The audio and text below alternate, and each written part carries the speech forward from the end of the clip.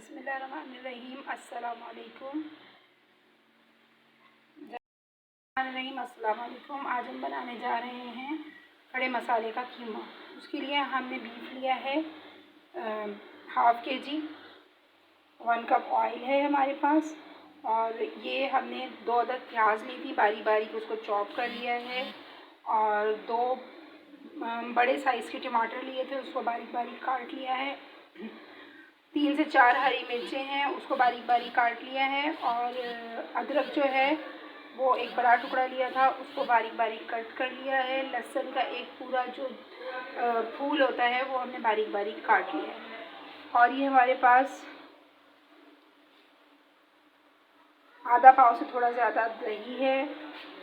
2 चम्मच हमने नमक के लिए हैं, और 1 चम्मच कुटी हुई मिर्चें हैं। कुटा हुआ ये हमारे पास साबुत धनिया है, गरम मसाला है, और साबुत गरम मसाला थोड़ा सा लिया है, और टर्मरिक पाउडर जो है वो आधा चाय का चम्मच, 1 चाय का चम्मच आधा टर्मरिक पाउडर लिया है। और हमारे पास ये 10 अदद जो है ये साबुत लाल मिर्चें हैं।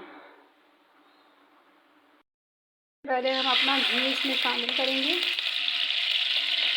आप ऑयल भी डाल सकती हैं, मैंने फ़िलहाल यहाँ घी का इस्तेमाल किया। हम इसमें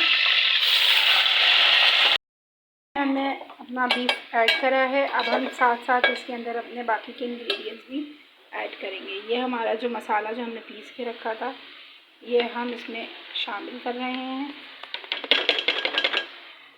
और इसके बाद ये जो हमारे जो मसाले थे ये भी हम इसमें शामिल कर रहे हैं, और ये हमारा जो दही है ये भी हम इसमें शामिल करेंगे।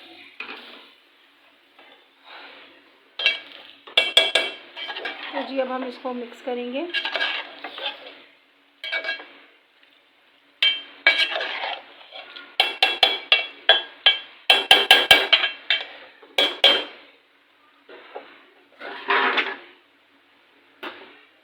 और इसको मीडियम फ्लेम पे पकने के लिए रख दें।